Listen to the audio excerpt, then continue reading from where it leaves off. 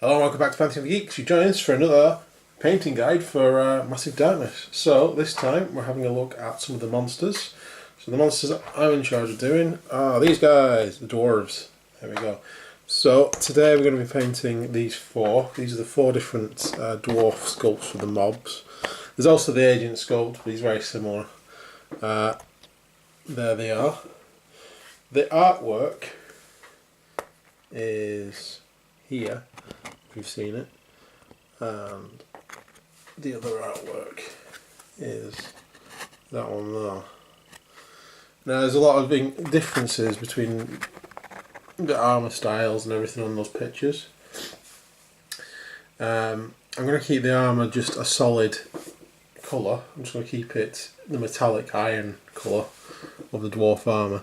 I'll vary the beards, so on these four models I'll try and do four different beard colours. And the thing I find about the pictures though, they're a bit, they're really good artwork, don't get me wrong, but the colours on them are very basic, very troglodyte-y, and when I come to paint the troglodytes later, they're going to look pretty much like that. So I want the dwarves to be different from the troglodytes that I'm going to do later. So I'm probably going to add in a different colour on the hats and stuff, because if you look at the hats, they're just like fur, and then the boots are fur, and then they're wearing fur and leather.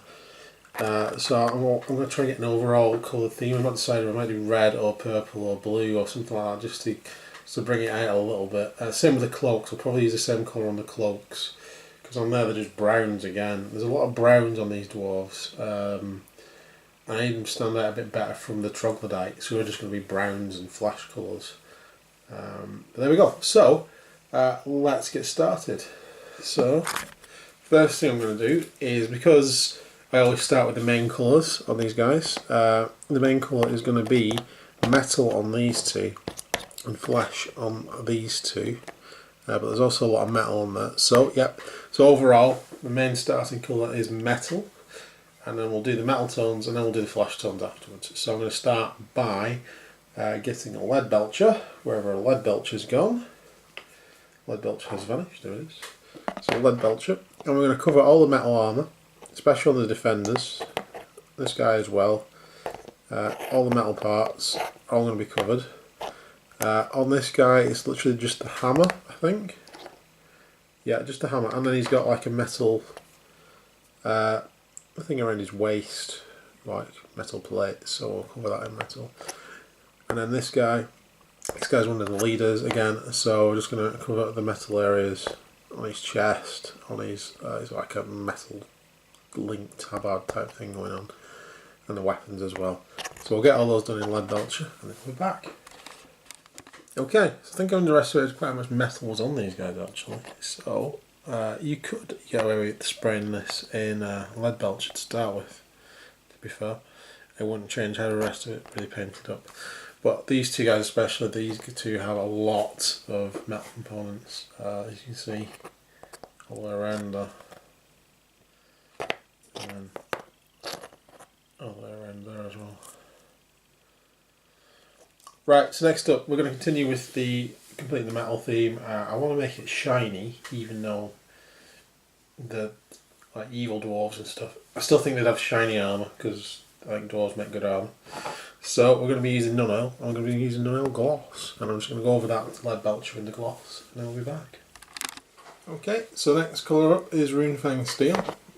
We're going to dry brush over the top of that armour, just to bring out the edges a little bit. Doesn't need much more than because of the gloss, it doesn't need much more than a slight dry brushing. So I'll be back when that's done. Okay, so that's the highlighting done.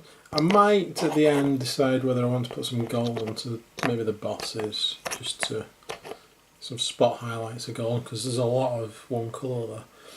But in the meantime we'll move on to the skin. So for that I'm going to be using Bugman's Glow. So there it is, Bugman's Glow, base paint, Citadel, there it is. So I'm just going to go over all the skin. The main parts of the skin are actually on these guys. These are the dwarf warriors. The arms, the hands, the face, even the knees are showing.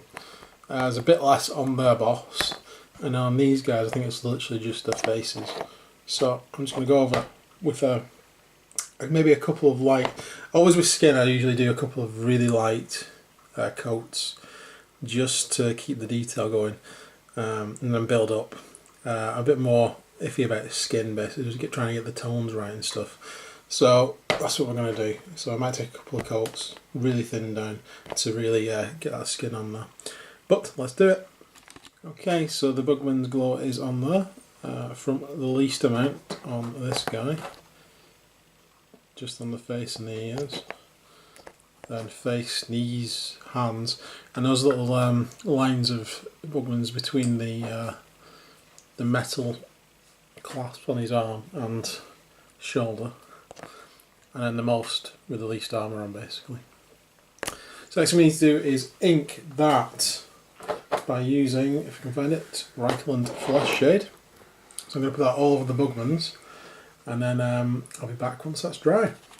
Okay, so now the Rakarth flesh is dry, we're going to move on. We're going to be using Cadine Flesh Tone next on these, because what we want to do is get these dwarves with a really light skin. And normally when I paint dwarves, they've got quite a dark skin. I normally just do Bugman's wash and finish off with Cadine Flesh Tone, maybe a little bit of a highlight here and there. But I normally leave it quite dark, but these dwarves are quite pale, so we're going to be using the whole skin tone range. So the next one is Cadine Flesh Tone.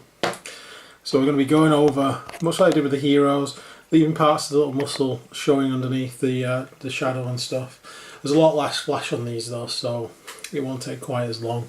So I'll get started on that and we'll be back when I'm done. So we've done the Cadine Flesh Tone. If you can see it on that one the best. The rest is just mouth, etc. Next stage we're going to use this Kislev Flesh. Again, just going to go over, leave a bit of the colour that's there already underneath and just highlight it. So we'll be back when that's done. Okay, so that's the Kislev Flesh on there. So we're going to finish this off, the flesh, with edge paint, Flayed 1 flesh. I'm going to pick out the edges. I'm going to put a bit more on than I normally would because I want to pale down that skin even a bit more. Claire asked me why I didn't use Rakarth as a base. Just because they're still dwarves, I still wanted the bit more of the dwarfiness in it. Whereas if I'd use Rakarth, it sort of denotes sort of either undead or elf sort of flesh. So that's the reason I've used all these different tones rather than just starting from Rakarth and going into Pallid Witch flesh. But there's always an option if you want your dwarves to look really pale. But there we go. So I'm going to add this on and then I'll be back. Okay, so that's the flesh finished. Look at that one.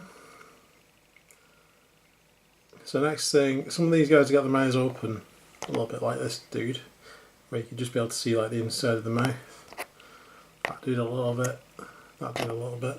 So I'm just going to put a little dot of Screamer Pink at the back of the mouth, just before I do the teeth.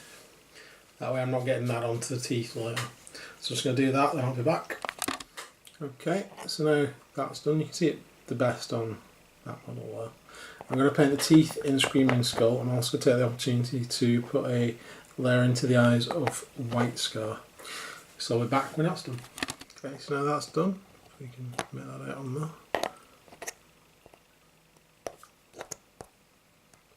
We're going to add the pupils to the eyes. That's just going to be with a bad and black. I'm just going to put a little dot just in to the into the middle of the eye, just where the little eyeball type thing is. So we're just going to get a little dot on there just to give them that sort of starey, crazy, mad dwarf sort of look that these guys have on the pictures. So we'll be back when that's done. So now that's done, if we can make that out on the camera. They're alright actually. Some of these are a bit difficult just because of the way the castings are, but it's turned out alright. That's okay. So next I'm going to paint belts and packs. I'm going to be using Dryad Bark for that.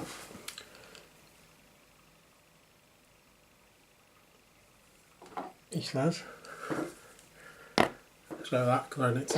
Dryad Bark. So I'm going to be painting the packs on the back, on there, and on the back there. He didn't actually have any. I'll just see if we can see any of the belt, and then there's the packs on the back of this one. So I can actually show you on one that I was testing. You get to see the colour scheme early. Those are the packs on the back there. There you go. I've just been testing the colour scheme out on this. So yeah, I'm going to go with purple as the colour. I was sort of drawn between purple and black because those are the colours of massive darkness. So once we've done the packs and everything, we'll move on to the cloth, which in this case will be purple. So let's move on and get that first layer on the packs. Okay, so that's the packs done. Next stage of those is to coat them in Nuln Oil. If you can find it. There it is, standard Nuln Oil, not the glossy stuff. Because this is cloth, we don't want to use gloss on the cloth unless we're using it to make it like leather. So that's going on next. Once that's dry, we'll move on to the highlights. Okay, so that's the dried bark on there. You can see the belt on that one. A bit more obvious on that one is the packs. This guy did have a little bit of belt underneath there, and then obviously on there as well. So the next stage of that is to use shade Nuln Oil, and I'm going to put that on. So the Nuln Oil, this is not the glossy one. You don't want to use a glossy one when you're using like cloth. Gloss is reserved for like metals, or if you're doing leather or something like that, something you want to look shiny. But in this case, we're just doing like cloth bags, whatever they are, or like beaten leather. So you wouldn't want to make that too shiny either. So we're going to add that on. Once that's dry, we'll come back to the highlights. Okay, so the Nuln Oil's dried. Next, we're going to do a highlight over those pouches, and also, I don't know if I mentioned, I've done the bindings on the weapons as well. Like there's a wooden haft on that one, so I've done that. That one I've left metal because it does look like it's just a metal shaft. Plus, his beard's going to make that stand out. And I've painted the handles in dried bark on these weapons as well. So the next stage is Gothor Brown. So we're going to highlight those with that, and then I'll be back. Okay, so now that stage is done, we're going to give those a final highlight with Bane Blade Brown. We're just going to do the edges, do like the buttons and stuff, just to give it a final highlight. So I've done that, I'll be back. Okay, so now we've done the bags. That's finished. See best on that one. We're going to do the cloth areas on the model. For that we're going to do it in purple, as I said previously, and we're actually going to skip straight to the layer paint. Because we're painting over grey, sometimes the darker colours like the dark purple, there's not much point in using them because you can use a lighter colour anyway. So we're going to skip straight to Xerios purple as opposed to using Nagroth Night, I think it is the darkest one. Straight to that, and I'm going to cover all these like cloth areas. See that most of them are at the bottom. I'm also going to put it on these guys' hats because these guys are wearing like cloth hats. These guys, it's just like the clothes at the bottom. Same on that one, it's just stuff at the bottom. If it goes on the base, it doesn't matter because we're painting over the base afterwards, so you don't have to worry about being too messy with that. So we're back when I've done it. So the next stage, now that we've done the purple, is to give that a coating of Drushy Violet.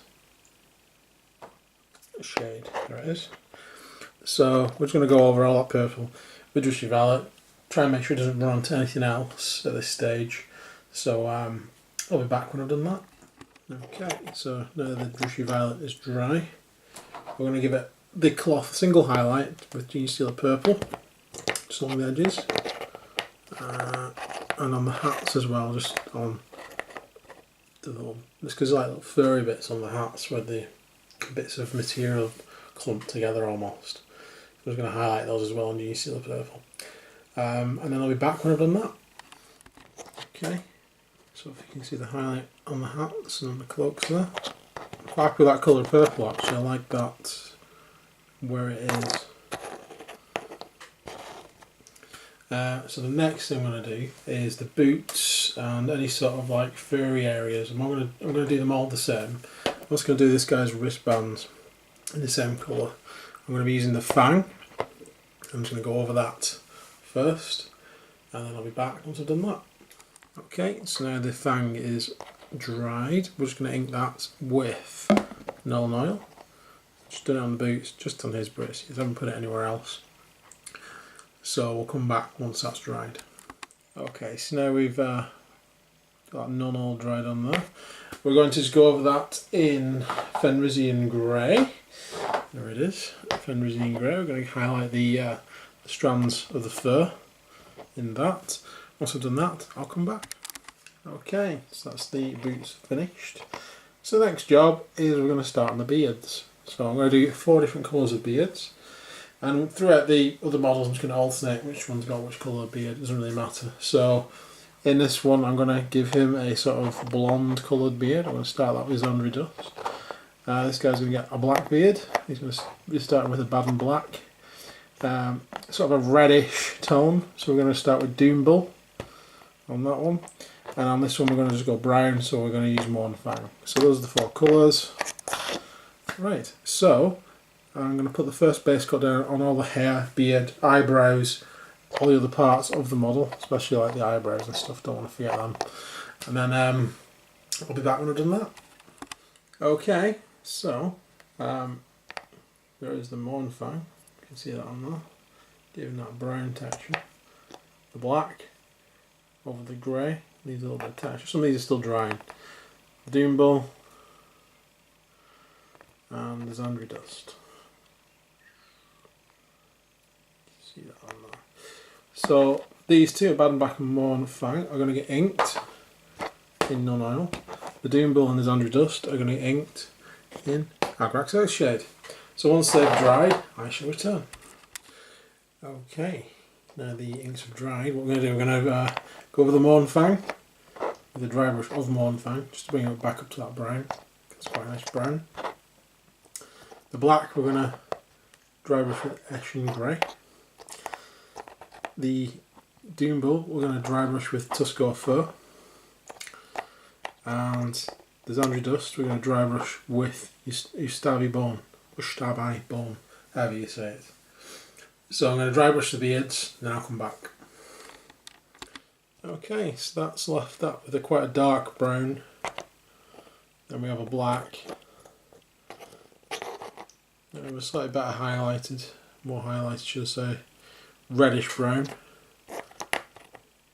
And then we have the blonde sort of colour.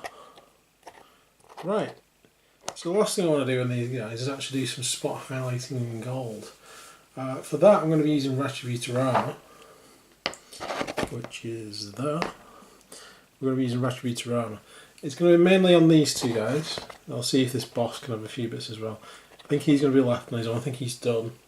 So I'm just going to do some spot highlighting, try and pick out some of that bits of armour.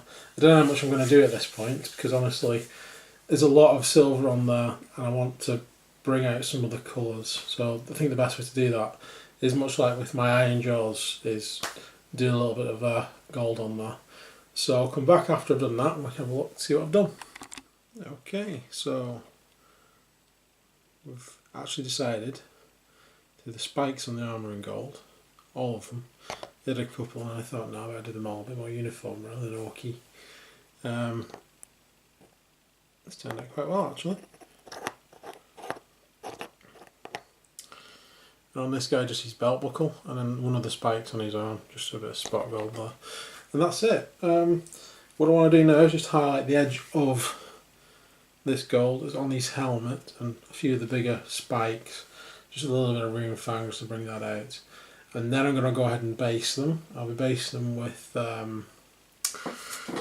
here we go, Astral Granite. I'm going to put a little bit of Astral Granite on there. After all, they are just stood on like dungeon tiles. It's not like they're stood on anything really like dirt and soil and ground and all the outdoor stuff. So I just want a thin layer of Astral Granite on there. Much thinner than I'd normally put on. That's then going to be inked with non-oil once it's dried. And then I think I'll do what I did with the heroes. I will be using probably Witch Flesh to dry brush that with. The base edge will be done in Dryad bark if I can find it. We should be able to. I think Claire's run away with that again. So yeah, Dryad bark around the edge of the base. And then that's it, we're done. So I'll come back with the finished models and we can have a look at them. Okay, so there are the finished dwarves. See that on there. turned out really well actually. I'm really happy with them. Actually really like that purple on them as well. I think it makes them stand out a bit better than just doing them in browns. Definitely. And of course I'm just going to alternate the beards that they've got, so there's the test model. So you can see it's the same model, different coloured beard. And there was another test model with the blonde beard on one of the defenders. So there we go. That's the first of the dwarves. I'm going to go away and paint the rest of these now. But thanks for watching. Please like and subscribe. Stay tuned for more Massive Darkness painting videos and then Massive Darkness playing videos. But we'll see you again soon. Take care guys. Bye for now.